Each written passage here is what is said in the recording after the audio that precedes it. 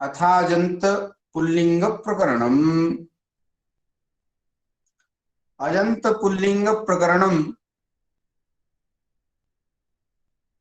अच अन्ते यस्य सः अजन्तः झलां जसोन्ते इत्यनेन जस्त्वे कृते सति चकारस्य स्थाने जकारे जाते अजन्त इति शब्दः।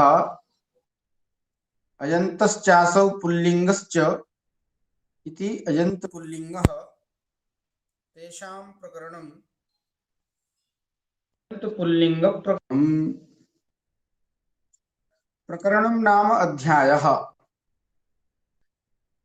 न तु प्रकृष्टं करणं प्रकरणम्। प्रकरणम् इति शब्देन अत्र अध्यायः, अध्यायविशेषः। अस्तु, अजन्त पुल्लिंग प्रकरणे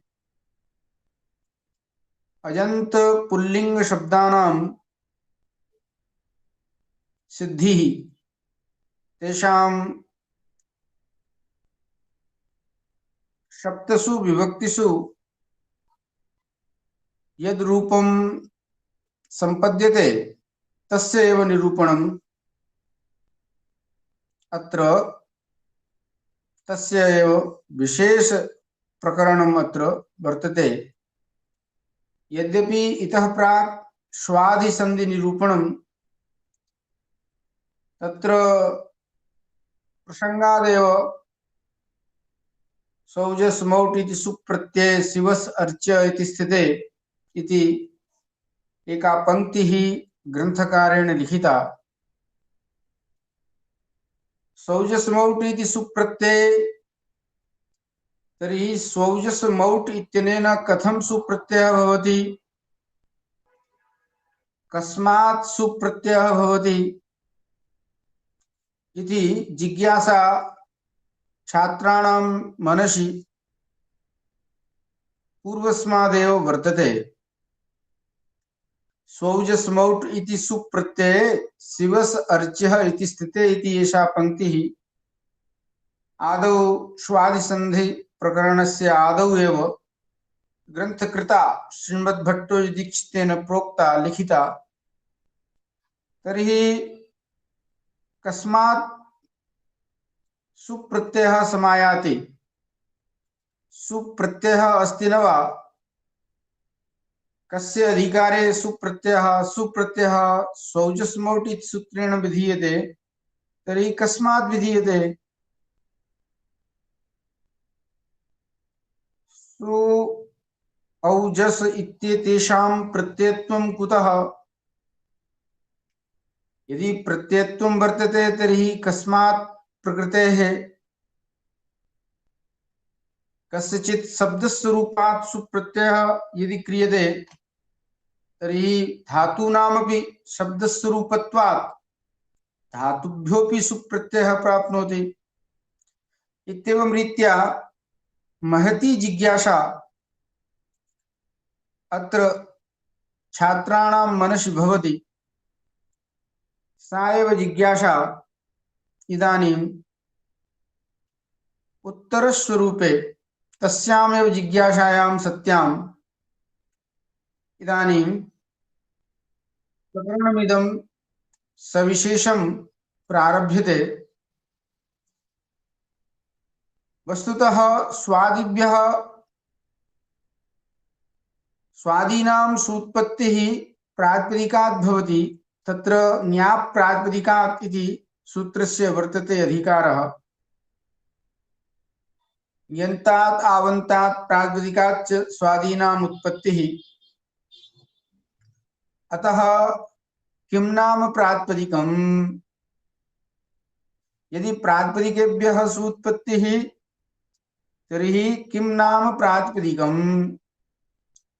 यतोहि इदानीं यावत् ग्रन्थकृता प्रातिपदिकस्वरूपं नोपवर्णितं। महामुनिना पाणिनिना प्रातिपदिकस्य किं स्वरूपं प्रतिपादितं,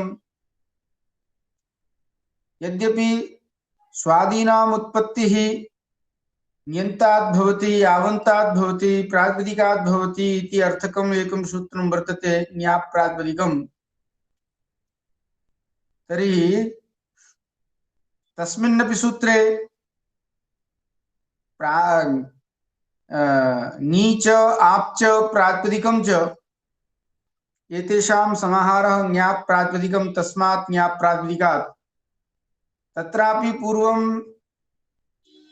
क्रमानुसारं यदि पश्यामः, चिन्तनं कुर्यामः, तर्हि ण्यन्तेभ्यः सूत्पत्तेः चर्चा मुनिना आदौ कृता, अनन्तरम् आवन्तेभ्यः सूत्पत्तिः, तदनन्तरं प्रातिपदिक पदं तत्र दृश्यते सूत्रक्रमे नीच आप्च प्रातिपदिकं च इति ञाप्रातिपदिकं, तस्मात् ञाप्रातिपदिकात्। अतः अत्र सूत्पत्तिः यदि वर्णितव्या वर्तते, स्वादीनाम् उत्पत्तिः यदि वर्णितव्या वर्तते, तर्हि सूत्रकृता मुनिना पाणिनिना यथाक्रमं सूत्पत्तेः स्वरूपं ञाप्रातिपदिकादिति सूत्रे प्रदर्शितं। तदनुसारं तु पूर्वं स्वादीनाम् उत्पत्तिः ञन्तेभ्यः भवेत्, आवन्तेभ्यः भवेत्, तदनन्तरं प्रातिपदिकात् इति शब्दात् प्रातिपदिकेभ्यः सूत्पत्तिर् इत्येवं रीत्या स्त्रीलिङ्गस्य एव आदौ निरूपणं भवितव्यं, स्त्रीलिङ्गप्रकरणस्य आदौ निरूपणं भवितव्यं। यतोहि ञाप्रातिपदिकादिति सूत्रे ञन्त शब्दानाम्, आवन्त शब्दानां, यतोहि ङी और आप इति प्रत्ययः वर्तते, अतः प्रत्ययग्रहणे यस्मात् स वीतस्तदादिस्तदन्तग्रहणं ङी इत्यनेन न केवल ङी प्रत्ययः ङीप् ङीस् ङीन् एते प्रत्ययाः, अपि तु ञन्ताः प्रत्ययाः, ञन्ताः शब्दाः। यतोहि भाष्यकारः ब्रवीति न केवल प्रत्ययः प्रयोक्तव्यः, नापि केवला प्रकृतिः प्रयोक्तव्या। अतः ङी इत्यनेन ञन्ताः शब्दाः ये स्त्रीलिङ्गाः भवन्ति तेभ्यः सूत्पत्तिः। आप शब्देन अत्र आवन्ताः शब्दाः टाप् डाप् चाप्। इदानीं मया भूमिका एव प्रस्तूयते। सूत्पत्तेः प्राक् एका भूमिका भवति, सा भूमिका पृष्ठभूमिः इदानीम् उपवर्ण्यते उपोद्घातत्वेन अत्र। तो यदि अत्र विचारयामः, पाणिनिमतं विचारयामः, तर्हि पाणिनिसूत्रानुसारं तु आदौ स्त्रीलिङ्गशब्दानां, ण्यन्तानाम्, आवन्तानां, तदनन्तरं प्रातिपदिकम् इति सूत्रे तेषां ञाप्रातिपदिकात् इत्यस्मिन् सूत्रे क्रमः तु अयमस्ति। तथा क्रमः कथं नाधृतः अत्र ग्रन्थकारेण? ग्रन्थकारः अत्र आदौ पुल्लिङ्गशब्दानां निरूपणं कथं करोति? यदि सूत्पत्ति प्रकरणस्य सूत्पत्तेः यदा वयं चर्चां कुर्मः, तदा एषा काचित् विचिकित्सा मनसि आदौ समापतति, यदत्र कथं न ग्रन्थकृता स्त्रीलिङ्गशब्दानां ङीप् ङीस् ङन् ङीप् ङीस् ङीन् टाप् डाप् चाप् ये प्रत्ययाः स्त्री प्रत्ययेषु निरूपिता वर्तन्ते, तदन्तेभ्यः शब्देभ्यः एव सूत्पत्तिः कथं आदौ न दर्शिता? कथम अत्र पुल्लिंग प्रकरणम् एव प्रारभ्यते? किमिदं मुनित्रयं नमस्कृत्य इति मंगलाचरणे आदौ तैः मुनीनां, त्रयाणां मुनीनां यथामतं वर्तते तथैव तैः अत्र निरूपणं करिष्यते इति प्रतिज्ञा काचित् मंगलाचरण माध्यमेन ग्रंथकारेण कृता वर्तते। तदनुसारं तु अत्र ण्यन्तेभ्यः आवन्तेभ्यः सुत्पत्तेः स्वरूपम् आदौ निरूपणीयम्। यत्र तत्र लोक प्रसिद्धा भी चर्चा वर्तते। तत्र लोके नारीणां महत्त्वम् अधिकं वर्तते। यत्र नारीस्तु पूज्यन्ते रमन्ते तत्र देवताः इत्येवम् आहत्य स्त्रीलिङ्गस्य निरूपणमेव पूर्वं करणीयम्। एषा काचित् विचिकित्सा मनसि भवति। परन्तु कथं नैतत् कृतं ग्रन्थकृता इत्यस्मिन् विषये पाणिनितोपि परवर्तिनः वर्तन्ते महाभाष्यकाराः। महाभाष्यकाराः भगवन्तः पतञ्जलयः पाणिनितोपि वर्तन्ते परवर्तिनः। यथोत्तरं मुनीनां प्रामाण्यम्। अतः भगवता भाष्यकृता अत्र ज्ञापग्रहणं व्यर्थम्। ज्ञाप प्रातिपदिकात् इत्यस्मिन् सूत्रे ज्ञापग्रहणं व्यर्थम् इत्येवं रीत्या ज्ञापोः प्रत्याख्यानं कृतम्। यतो हि प्रातिपदिकात् सुत्पत्तिः इत्येव प्रातिपदिकात् इत्येव भवेत्। ये ण्यन्ता भवन्ति आवन्ता भवन्ति ते सर्वेपि शब्दाः प्रातिपदिका भवन्ति। तर्हि कथं प्रातिपदिका भवन्ति? किं नाम प्रातिपदिकम्? पूर्वं प्रातिपदिकस्य स्वरूपमेव आदौ प्रस्तोतव्यम्। एतत् सर्वं विभाव्य भगवन्तं पतञ्जलिम्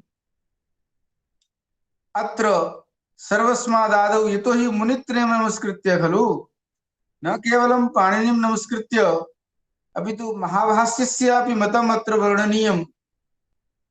महाभाष्यकृता भगवता पतञ्जलिना ज्ञापग्रहणं व्यर्थम् इति एवं ज्ञापोः प्रत्याख्यानं कृतं वर्तते। ण्यन्तानाम् आवन्तानामपि प्रातिपदिकसंज्ञा करिष्यते। कथं भवति? उत प्रातिपदिकग्रहणे लिङ्गविशिष्टस्यापि ग्रहणम् एका परिभाषा वर्तते। प्रातिपदिकग्रहणं कृतं स्यात् तर्हि लिङ्गविशिष्टानामपि प्रत्यान्तानां ण्यन्तानाम् आवन्तानामपि ग्रहणं भविष्यति। अतः प्रातिपदिकादेव सूत्पत्तिः इत्येवं रीत्या प्रातिपदिकं च त्रिषु लिङ्गेषु, यतो हि त्रिषु लिङ्गेषु प्रातिपदिक संज्ञकाः शब्दाः भवन्ति। तत्र एकशेष प्रकरणे पुमान् स्त्रिया इति सूत्रं वर्तते। स्त्रिया सोक्तौ पुमान् शिष्यते। भगवान् पाणिनिः अपि पुंसः प्राधान्यं प्रतिपादयति। हंसश्च हंसी च इति हंसौ, माता च पिता च इति पितरौ। तत्र एकशेषं यदा करोति भगवान् पाणिनिः पुमान् स्त्रिया इत्यनेन, तर्हि स्त्री पुरुषयोर्मध्ये पुरुषस्यैव प्राधान्यं, पुरुषः एव अवशिष्यते। अतः पुल्लिङ्गस्यैव प्राधान्यम् अत्र आयाति। अतः प्रातिपदिकेषु पुल्लिङ्गशब्दानाम् अर्थात् पुल्लिङ्ग प्रातिपदिकशब्देभ्यः सूत्पत्तिः वर्णनीया इति काचित् प्रसङ्गसङ्गतिः अत्र मया उपोद्घातत्वेन उपवर्णिता। अतः पुल्लिङ्ग प्रातिपदिकशब्दानां तत्रापि पुल्लिङ्गाः शब्दाः अजन्तापि भवन्ति हलन्तापि भवन्ति। चतुर्दश सूत्रेषु आदौ अच् प्रत्याहार क्रमः वर्तते। अयुणित सूत्रादारभ्य अयुच् सूत्र पर्यन्तम् अच् प्रत्ययः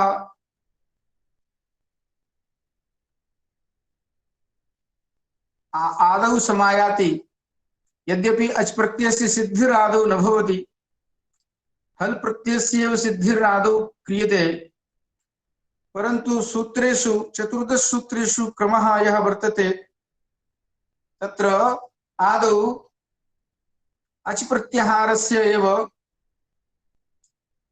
क्रमः अस्ति। यतः अजन्तेषु प्रातिपदिकेषु हलन्तेषु प्रातिपदिकेषु आदौ केभ्यः सूत्पत्ति वर्णनीया, अजन्तेभ्यः वर्णनीया वा हलन्तेभ्यः वर्णनीया वा, एतत् सर्वं मनसि निधाय ग्रन्थकारः अत्र अजन्त पुल्लिंग शब्दानामेव आदौ निरूपणं करोति।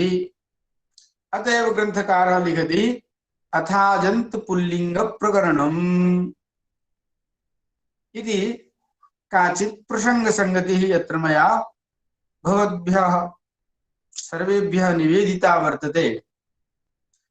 तर्हि प्रातिपदिका सूत्पत्तिः करणीया। तर्हि किं नाम प्रातिपदिकम्? यदि प्रातिपदिक शब्दस्य अत्र व्युत्पत्तिलभ्यः अर्थः स्वीक्रियते तर्हि पदं पदम् इति प्रतिपदम् प्रतिपदम् अर्हति इति प्रातिपदिकम्। पदं पदम् इति प्रतिपदम् अत्र विप्सायाम् अव्ययीभावः।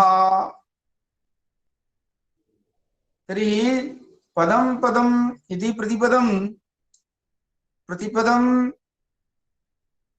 अत्र वीप्सायाम् अव्ययीभावः। वीप्सा नाम का वर्तते? व्याप्तुम् इच्छा वीप्सा। तर्हि अत्र इच्छा कुत्र वर्तते? कः व्याप्तुम् इच्छति इति काचित् मनसि भवति जिज्ञासा। अद्य वस्तुतः आकाचीपू द्वितीया वर्तते, अतः मया अत्र उपोद्घातत्वेन अस्य प्रकरणस्य आरम्भः क्रियते। अद्य अहम् अर्थवदधातुरप्रत्यय प्रातिपदिकं सूत्रम् इदानीं न उपस्थापयामि, अपितु एतत् सूत्रं प्रातिपदिक संज्ञां शास्ति। किमर्थं प्रातिपदिक संज्ञायाः का आवश्यकता? यतोहि प्रातिपदिक शब्दः व्युत्पत्तिलभ्यः यदि अर्थः अत्र क्रियते महती संज्ञा वर्तते एषा।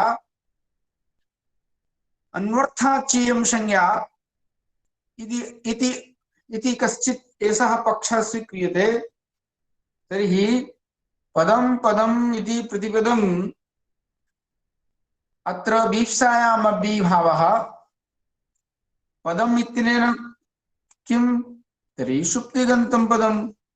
व्याकरण शास्त्रं वर्तते संज्ञा प्रकरणे पद संज्ञा विधायकं सूत्रं सुप्तिगन्तं पदम् इति अस्माभिः पठितं वर्तते। अतः पदं पदम् अत्र पदम् इति शब्देन सुबन्तं पदं तिङन्तं पदं वा अत्र स्वीक्रियताम्। यद्यपि शक्तं पदं नैयायिकैः न्याय दर्शन विशेषज्ञैः उच्यते यत् सक्तं पदम् अर्थबोधे समर्थम्। अर्थबोधजनकता शक्तिः यत्र वर्तते अर्थबोधकम् अर्थबोधने समर्थं तदेव सक्तं पदम्। इत्येवं रीत्या पदं द्वयात्मकं लोके प्रसिद्धं वर्तते। सक्तम् अपि पदं भवति, सुबन्तं तिङन्तं च पदं भवति, परन्तु अत्र व्याकरण शास्त्रं वर्तते। अतः व्याकरण शास्त्रीयं यत् पदम् अस्ति तदेव अत्र पदम् इति शब्देन स्वीक्रियताम्। यदि अत्र शक्तं पदम् इति स्वीक्रियते तर्हि कः का हानिः? यदि एवं कश्चित् पृच्छेत् तर्हि सक्तम अर्थात अर्थबोधने समर्थम। तो अर्थबोधने समर्थम तो यह असाधु शब्दः भवति, सोऽपि अर्थबोधने समर्थम भविष्यति। तर्हि तेभ्यः असाधु शब्देभ्यः किं सुत्पत्तिः करिष्यते? असाधु शब्देभ्यः सुत्पत्तिर्मा भवतु, साधु शब्देभ्यः एव सुत्पत्तिर्भवेत्। एतदर्थम् अत्र शक्तं पदमिति लोकप्रसिद्धं नैयायिकैः यत् पदं शक्तं पदम् इति स्वीक्रियते तर्हि तत्र अपि पदम् इत्यनेन तेषामपि असाधुशब्दानां विग्रहणं भविष्यति। अतः तादृशं पदम् अत्र अस्माभिः न स्वीक्रियते, अपितु व्याकरणशास्त्रीयं, यतोहि एतद् व्याकरणशास्त्रं वर्तते, अतः व्याकरणशास्त्रे प्रसिद्धं पदं सुप्तिगन्तं पदं वर्तते। सुबन्तं तिगन्तं च पदसंज्ञकं भवति। अतः पदं पदम् इति प्रतिपदं, पदं नाम सुबन्तं तिगन्तं। तर्हि सुबन्तेषु प्रत्येकेषु पदेषु यः व्याप्तुम् इच्छति,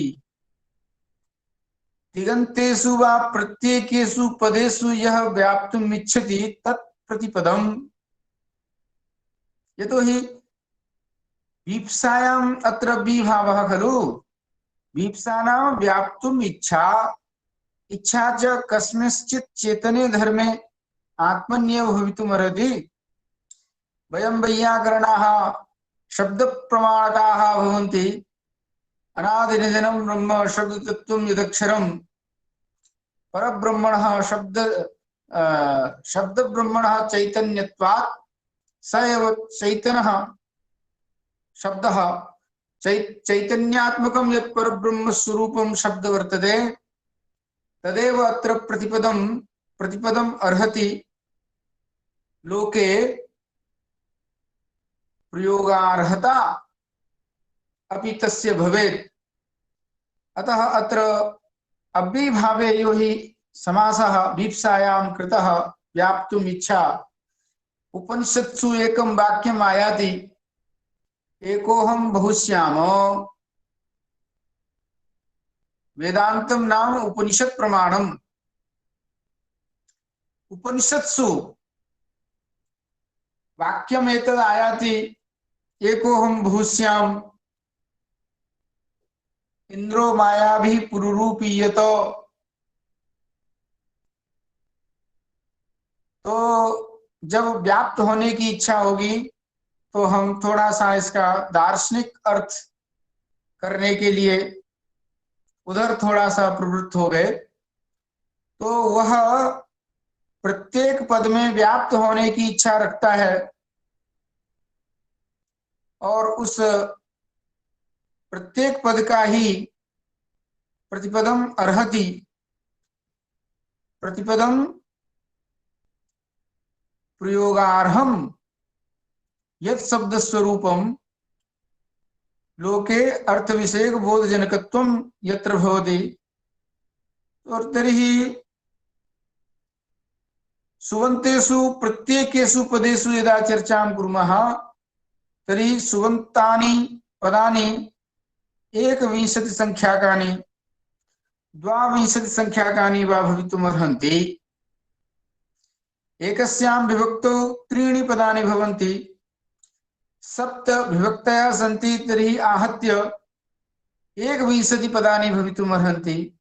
संबोधनैकवचने एकवचनं सम्बुद्धिः इति एकम् अपरमपि पदं भवति, आहत्य 22 पदानि भवितुमर्हन्ति। अतः एतेषु इन 22 पदों में जो व्याप्त होने की इच्छा रखता है वह अर्थवत जो शब्द स्वरूप है वही प्रातिपदिक है। अब राम शब्द को ले लीजिए। राम शब्द के प्रत्येक सुबंत पद जितने भी बनते हैं उन सब में राम शब्द बैठा हुआ है। सभी में राम शब्द ही तो व्याप्त है। यदि उन 21 पदों में से यदि राम शब्द को हटा दिया जाए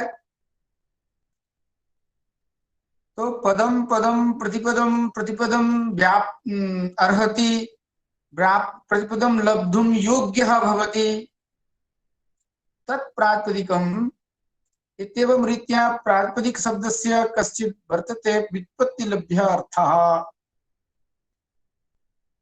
तर्हि अयम् अर्थः यथा सुबन्तेषु पदेषु संघटते तद्वत् तिङन्तेषु पदेषु अपि संघटताम्। तिङन्तानि अपि पदानि भवन्ति तेषु तिङन्तेषु प्रत्येकेषु पदेषु यद् व्याप्तम् अर्हति प्रतिपदम् अर्हति इति प्रातिपदिकम् तर्हि तत्रापि प्रातिपदिक संज्ञा प्रातिपदिक शब्दस्य अर्थः तत्रापि गमिष्यति। तत्रापि गुरुजी 21 विभक्ति में तो राम का तो उपस्थित मिल जाता है, तो मान लीजिए सर्वनाम में तो ऐसा तो नहीं होता है। अव्यय में भी नहीं होता है। अव्यय में भी नहीं होता है। नहीं होता है। ठीक कहा आपने, बिल्कुल ठीक कहा। अव्यय में तो एक ही रूप बनता है। एक ही रूप बनता है। हाँ, तो आइए चलिए उसी पर चर्चा करेंगे।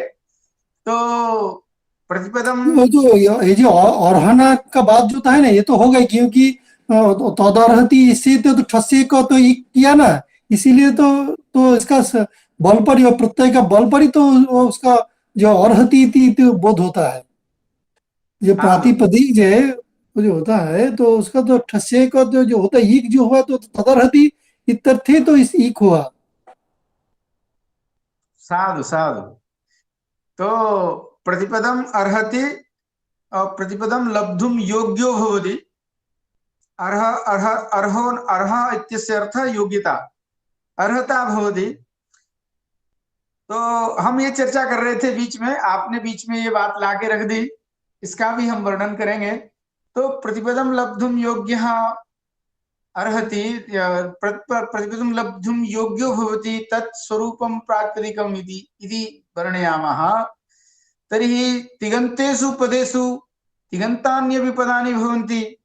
एकस्य धातोः एकाशीति पदानि नवलकारेषु दृश्यन्ते। एकस्मिन् लकारे नवरूपाणि भवन्ति। 10 लकाराः भवन्ति। तेषु लेट् लकारस्य प्रयोगः वेदे भवति, लोके न भवति। आहत्य नवस्य नवलकाराणाम् एकस्मिन् लकारे नवरूपाणि आहत्य 81 संख्याकानि रूपाणि पदानि भवन्ति। तत्र एकस्य धातोः तेषु सर्वेषु पदेषु यत् व्याप्तुम् अर्हति प्रतिपदम् अर्हति इति प्रातिपदिकम्। तर्हि तत्र प्रत्येकेषु पदेषु धातुः स्वरूपं व्याप्नोति। धातुः एव तत्र व्याप्नोति।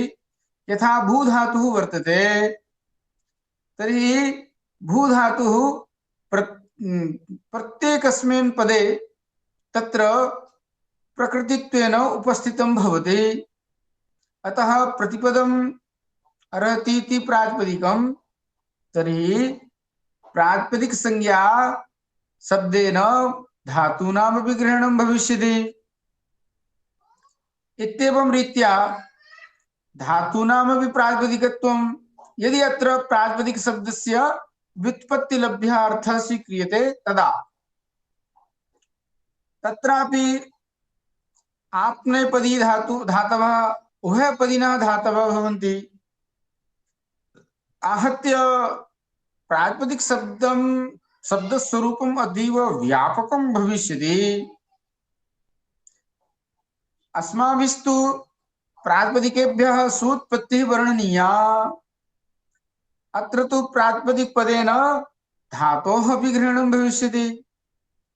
तर्हि धातुभ्यः अपि सूत्पत्तिः भविष्यति किम्? यतोहि ज्ञाप् प्रातिपदिकात् इत्यत्र प्रातिपदिकात् सूत्पत्तिः, प्रातिपदिकः प्रातिपदिकात् स्वादयः जायन्ते, तर्हि प्रातिपदिक पदेन अत्र धातूनां विग्रहणं भविष्यति चेत् तर्हि प्रातिपदिके धातुभ्यः अपि सूत्पत्तिर्भविष्यति। अतः प्रातिपदिक शब्दः अत्र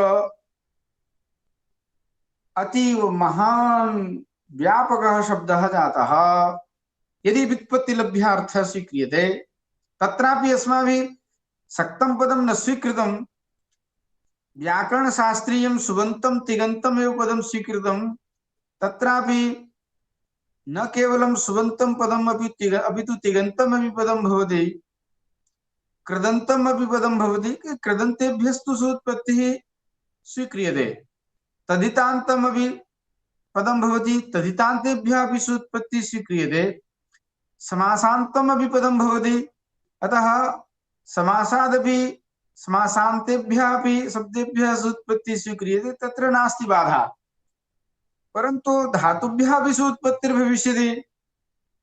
अतः महतीयं समस्या समायास्यते। अस्याः समाधानं किं भविष्यति? तो मैं थोड़ी सरल संस्कृत में आपको ये सारी बातें बोल रहा था। अब मैं हिंदी में बोल रहा हूँ। हिंदी में इसलिए बोल रहा हूँ कि आप लोग कहते हैं कि थोड़ा हिंदी में भी बोलना चाहिए। तो अब समस्या ये आ गई कि धातुओं से भी सूत्पत्ति होने लगेगी। यदि प्रातिपदिक शब्द का आपने व्युत्पत्ति लभ्य अर्थ ले लिया तो इसलिए अब हम करें तो करें क्या? तो भगवान पाणिनि ने सोचा कि कोई प्रातिपदिक संज्ञा कर दी जाए, व्याकरण शास्त्रीय संज्ञा की जाए। व्याकरण शास्त्रीय कोई ऐसी संज्ञा कर दी जाए जिससे कि धातुओं से पीछा छुड़ाया जाए। तो ऐसा ही सूत्र उन्होंने कुछ बनाया। ये पारिभाषिक प्रातिपदिक है। पाणिनि की जो प्रातिपदिक संज्ञा करने वाला सूत्र है अर्थवद धातुर प्रत्यय प्रातिपदिकम, यह पारिभाषिक प्रातिपदिक है। व्युत्पत्ति लभ्य प्रातिपदिक यहाँ लेंगे तो समस्या खड़ी होती है। धातुओं को कैसे छोड़ेंगे हम? धातु भी प्रातिपदिक हो जाएंगे तो समस्या आएगी। धातुओं से सूत्पत्ति होने लगेगी, धातुओं से तिङन्तोत्पत्ति होती है। तो किसी ने कहा कि धातुओं से तिङन्तोत्पत्ति नहीं होगी, क्योंकि तिप्तस जी सिप्तस्थ मिप्पस्मस् तातांग झ थासा थाम धुमिट वै महीन, यह जो सूत्र है फिर ये कहाँ लगेगा? यदि धातुओं से भी सूत्पत्ति होने लगेगी तो तिंग प्रत्यय किससे होंगे? तो वह जो तिंग प्रत्यय विधायक सूत्र है या तिंग प्रत्यय है या तिंग प्रत्यय विधायक सूत्र है वो अपवाद सूत्र हो जाएगा। वह धातुओं से ही तिंग प्रत्ययों का विधान करता है। धातोः इति सूत्राधिकारे एव तत्र तिप्तस्जि सिप्तस्थम इद्भस्मस्तातांग झ थासाथाम धुमिज वै महीन इति सूत्रम वर्तते। अतः अपवाद सूत्र तो जानते ही हैं आप, वह सामान्य सूत्र को बाध लेता है। तो सामान्य प्रातिपदिक को बाधना, तो शब्दों में ये सब प्रातिपदिक शब्द में ये बाध्य बाधक भाव शब्द कैसे चलेगा? सूत्रों में तो चलता है पर शब्द में कैसे चलेगा? इसलिए भगवान पाणिनि ने बहुत सब कुछ सोचा विचारा और सोच विचार करके उन्होंने ऐसी प्रातिपदिक संज्ञा का निरूपण किया जो धातुओं में व्याप्त नहीं होगा। उन्होंने कहा अधातु प्रातिपदिकम, सूत्र ही ऐसा बनाया जिसमें धातु की प्रातिपदिक संज्ञा को उन्होंने रोक दिया। व्याकरण शास्त्र में धातु को कभी प्रातिपदिक नहीं कहा जाता। प्रातिपदिक शब्द से धातु को नहीं लिया जाता। ये बात आपको थोड़ी सी मुझे बतलानी थी, इसलिए ये सारी इतनी भूमिका मैंने बनाई। और ये भूमिका बनाने के पीछे आपका ज्ञान वर्धन भी कराना था। हम लोग तो आपको ऐसे ही सूत्र का अर्थ बता करके और चल पड़ते और आगे जाकर के सब सिद्धि करना प्रारंभ कर देते, परंतु ये सब बातें भी आपको जाननी चाहिए। थोड़ा जागरूक होकर के अपने मनो मस्तिष्क को थोड़ा सा विस्तृत और व्यापक बनाते हुए जागरूक होकर के आप व्याकरण पढ़ेंगे तो निश्चित ही आप और अच्छी तरह से आनंद का अनुभव करेंगे कि ये व्याकरण कोई सामान्य शास्त्र नहीं है, ये बहुत बड़ा विज्ञान है। बहुत और सीधा आसन्नम ब्रह्मणस्तस्य तपसा उत्तमम तपः प्रथमम छंदसा मंगम प्राहुर्व्याकरणम बुधाः इदमाद्यम पदस्थानम सिद्ध सोपान पर्वणाम यमशा मोक्षमाणा नाम अजिम्मा राज पद्धति। तो ये सामान्य चीज नहीं है। इसमें अभी तो आप प्रक्रियांश पढ़ रहे हैं। आपने अभी यण गुण करना, जस्तु खर्त जस्तु चर्तु ष्टुत्व श्चुत्व करना सीखा, पर इसका जो दार्शनिक स्वरूप है वो भी आप थोड़ा सा समझ जाएं, इसलिए मैंने थोड़ी सी एक झलक आपके सामने प्रस्तुत की। आचार्य भगवान पाणिनि ने गुरुजी, हाँ गुरुजी बोले जे भवते प्रथम पुरुष एक वचने भवती भवती। हाँ, तो मान लीजिए ये थोड़ा वाक्य को भी थोड़ा देख लगाइए। भवते, हाँ, भवते प्रथम पुरुष एक वचने भवती भवती। सत्यम सत्यम। एकम सूत्रम वर्तते भवतेरः, तत्र सूत्रमेव वर्तते भवतेरः।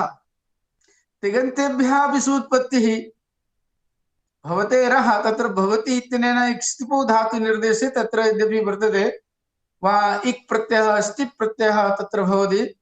अस्तु, भवताम् एतत् कथनं समीचीनं वर्तते। आज क्या है, आकाचीपू द्वितीया है। हम आज इस सूत्र का पाठ आपको कल पढ़ाएंगे, आज 10 बजने जा रहे हैं। तो आज हमने इसका केवल उपोद्घात किया और उपोद्घात के माध्यम से भी हमने आपको कुछ विशेष चीज बतलाना चाहा कि पारिभाषिक जो संज्ञाएं हैं, पाणिनि व्याकरण शास्त्र में जितनी भी संज्ञाएं हैं सारी पारिभाषिक संज्ञाएं हैं, और वो एक व्याकरण शास्त्रीय प्रक्रिया का निर्वाह करने के लिए। नहीं तो प्रातिपदिक शब्द क्या भगवान पाणिनि से पहले नहीं था क्या? पहले भी प्रातिपदिक शब्द था। अथर्ववेद में है। हाँ, अथर्ववेद में है और शतपथ ब्राह्मण में भी ये प्रातिपदिक शब्द आता है। ये कोई जरूरी नहीं है कि भगवान पाणिनि ने ही कोई प्रातिपदिक शब्द पैदा किया हो, पहले से ही प्रातिपदिक शब्द चला आ रहा है और उसका बड़ा व्यापक विस्तृत अर्थ होता है। तो हमने सोचा कि आज आपका आकाचीपू द्वितीया भी है और हमें इस सूत्र का अर्थ बतलाना नहीं था आपको, पर आपको उपोद्घातत्वेन हम यहाँ ले आए। भगवान पाणिनि ने ये सारी बातों को सोच करके पारिभाषिक सूत्र बनाया, एक पारिभाषिक प्रातिपदिक संज्ञा को जन्म दे दिया ताकि व्याकरण शास्त्रीय प्रक्रिया का निर्वाह हो सके। अर्थवद धातु प्रत्यय प्रातिपदिकम, यहाँ उन्होंने स्वयं प्रातिपदिक संज्ञा अपने कंठतः सूत्र बना करके महर्षि पाणिनि ने की है। वही प्रातिपदिक संज्ञा करने वाला सूत्र, सबसे पहला सूत्र यहाँ अर्थवद धातु प्रत्यय प्रातिपदिकम आता है। इसकी चर्चा हम कल से करेंगे। आज 10 बज रहे हैं, तो आज हम ये चर्चा यहीं पूर्ण करते हैं और कल से हम इस सूत्र पर चर्चा करेंगे और हमारा पाठ तेजस्विनावधीतमस्तु, नौ अधीतम तेजस्वी अस्तु। हमारा अध्ययन अध्यापन तेजस्वी बने। तो तेजस्वी, माँ विदिशा बहोई। हाँ, और ये तेजस्वी तभी बनेगा हम धर्मशास्त्रीय नियमानुसार पढ़ाएंगे। तो आज आकाचीपू द्वितीया का होने के कारण, धर्मशास्त्रीय निषेध होने के